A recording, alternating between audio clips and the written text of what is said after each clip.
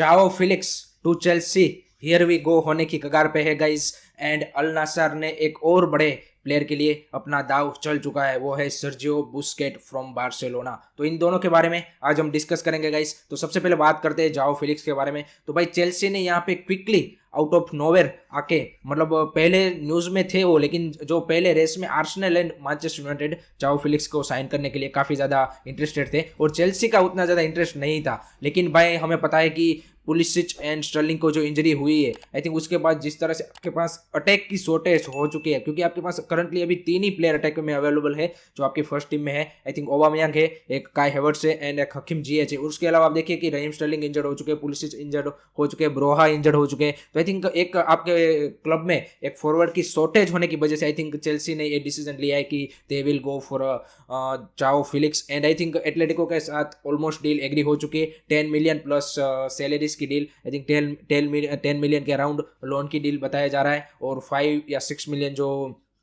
उसकी सैलरीज है जाओ फिलिक्स की, वो भी चेल्सी यहाँ पे कवर करेगी और उसके जो टैक्सीज है सारे वो भी यहाँ पे चेल्सी कवर करेगी। अभी ये डिसीजन नहीं आया है कि क्या बाईबैक ऑप्शन वहाँ पे इंक्लूड उन क्लोज में होगा कि नहीं होगा, तो वो तो हमें जब फाइनल ऑफिशियल अनाउंसमेंट होगा तभी और ज़्यादा पता चलेगा कि क्या इस डिटेल के न्यूएंसेस है और क्या इन डिटेल यहाँ पे कौन कौन से क्लोज यहाँ पे इंक्लूड किए गए हैं। तो आई थिंक 6 महीने के लिए शॉर्ट टर्म अगर हम सॉल्यूशन भी देखें तो आई थिंक चेल्सी के लिए काफ़ी बढ़िया होगा मेरे हिसाब से, क्योंकि आपको हमें पता है कि जो चेल्सी स्ट्रगल कर रही है वो आई थिंक उनके जो गोल स्कोरर है वही उनके पास उस तरह से नहीं है, या फिर क्रिएटिविटी की आप बोल सकते हैं कि वो लोग स्ट्रगल कर रहे हैं। तो आई थिंक मेरे हिसाब से बेहतरीन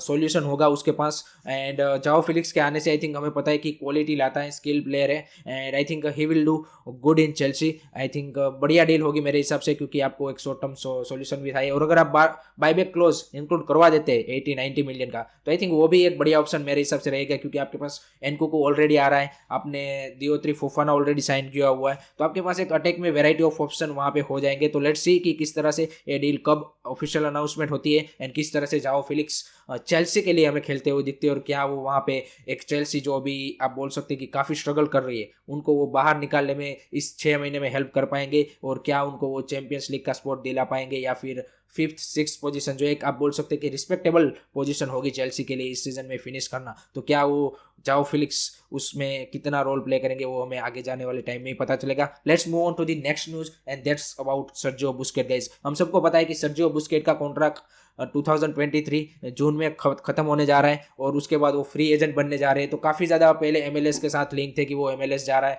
फिर ऐसा भी न्यूज़ आया कि जावी उसको रोकना चाहता है, एक और सीजन क्लब भी चाहता है कि और एक और सीजन, लेकिन जावी ने ये भी क्लियर बोला है कि it's up to Sergio Busquets, पूरा डिसीजन उसके हाथ में, ना कोई क्लब उसको, मतलब क्लब ने डेफिनेटली ऑफर टेबल पे रखा है कि हम आपको चाहते हैं कि एक और ईयर कंटिन्यू करें। जावी ने भी बोला है कि मेरे को चाहिए एक और ईयर, लेकिन आई थिंक बुस्केट का फाइनल डिसीजन होगा इसमें कि क्या वो बार्सिलोना के साथ एक और ईयर बिताना चाहते हैं या फिर MLS जाना चाहते हैं। और अल नसर ने भाई 13 मिलियन पर सीजन की जो सैलरीज यहाँ पे प्रपोज की है, करंटली जो सैलरी बार्सिलोना में है सर्जियो बुस्केट की वो है 20 मिलियन पर ईयर, और जो बार्सिलोना नेक्स्ट प्रपोज कर रही है जो कॉन्ट्रैक्ट उसमें वो 12 मिलियन के अराउंड प्रपोज कर रही है, तो उससे भी ज़्यादा 1 मिलियन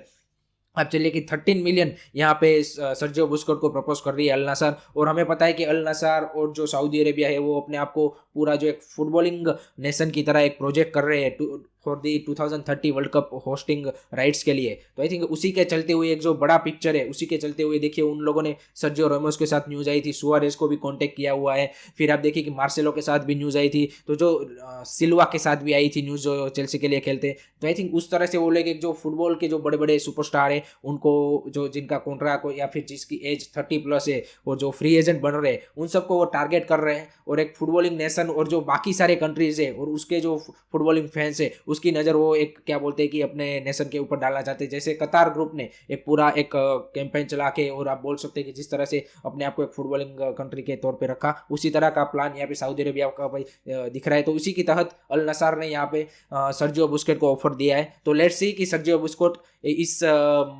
समर के एंड में क्या डिसीजन लेते हैं और क्या वो बार्सिलोना के साथ कंटिन्यू करते हैं या फिर MLS जाते हैं या फिर सऊदी अरेबिया में अल नसर और रोनाल्डो के साथ खेलते हैं। तो काफ़ी इंटरेस्टिंग यहाँ पे होने वाला है सर्जियो बुस्केट का डिसीजन। तो let me know guys what's your thought कि क्या बार्सिलोना को एक और ईयर का एक्सटेंशन देना चाहिए या फिर MLS या फिर सऊदी अरेबिया, क्या सही डिसीजन रहेगा सर्जियो बुस्केट का, मेरे को कमेंट सेक्शन में जरूर बताइएगा। Thank you very much for watching this video, take care, bye bye, visca Barça.